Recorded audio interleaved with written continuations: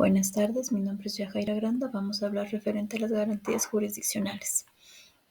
Introducción. Las garantías jurisdiccionales son derechos y mecanismos establecidos por la Constitución de la República del Ecuador que permiten proteger y defender los derechos de los ciudadanos frente a autoridades, individuos o grupos sociales. Decisiones comunes. Según el artículo 86 de la Constitución de la República del Ecuador, se establece que las garantías jurisdiccionales se regirán en base a las siguientes disposiciones.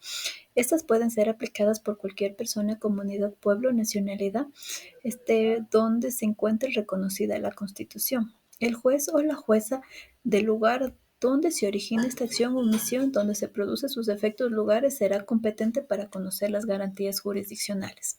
Adicional, debemos destacar que existen medidas cautelares, conjunto e independientemente de las acciones constitucionales de los derechos. Debemos resaltar que estas tienen como finalidad la protección eficaz e inmediata de los derechos reconocidos en la Constitución, asimismo de los instrumentos internacionales que reconocen los derechos humanos cuando exista la vulneración de los mismos, permitiendo la reparación integral de los daños causados por la violación.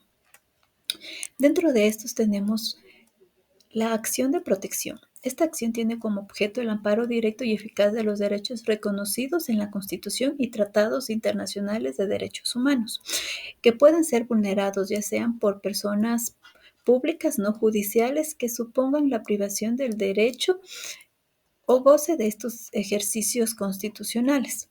Es decir, si la persona afectada se encuentra en estado de subordinación, indefensión o discriminación. Este tipo de acciones podrán ser presentadas cuando existe violación de los derechos constitucionales, cuando existe una acción o omisión de una autoridad pública de un particular o de conformidad con el artículo y la inexistencia de otro mecanismo de defensa judicial adecuado y eficaz que protege el derecho violentado. También tenemos la acción de habeas data. Está reconocido por la Constitución del Ecuador, teniendo como objeto proteger la libertad de vida, integridad física y los derechos conexos de los privados de la libertad, ya sea de forma legal y arbitraria y legítima por autoridad pública o por cualquier persona. Debemos resaltar que cuando se aplica este tipo de habeas, se requiere de cuando exista una detención ilegal, consiste que se priva de la libertad a una persona encerrada sin ninguna razón para hacerlo. Detención arbitraria se refiere a la privación de una persona sin una base legal válida y sin cumplir el debido proceso. Y detención ilegítima cuando no se cumplen los requisitos legales para llevar a cabo esta detención. Tenemos también acción al acceso de la información pública.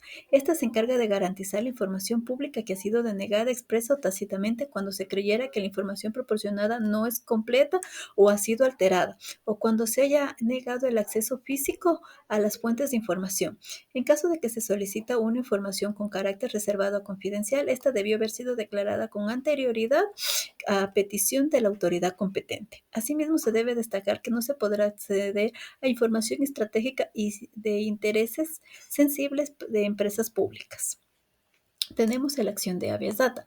Esta acción tiene por objeto garantizar judicialmente el acceso a los documentos, datos genéticos o archivos de datos personales e informe que sobre sí misma o sobre sus bienes estén en poder de entidades públicas o de personas naturales o jurídicas privadas en soporte material o electrónico a las personas que soliciten por sus propios derechos o como representantes legales.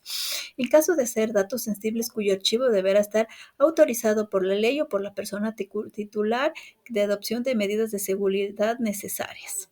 También tenemos lo que es la acción de incumplimiento. Garantiza la aplicación de las normas que integran el sistema jurídico, así como el cumplimiento de sentencias, decisiones, informes, organismos internacionales de protección de derechos.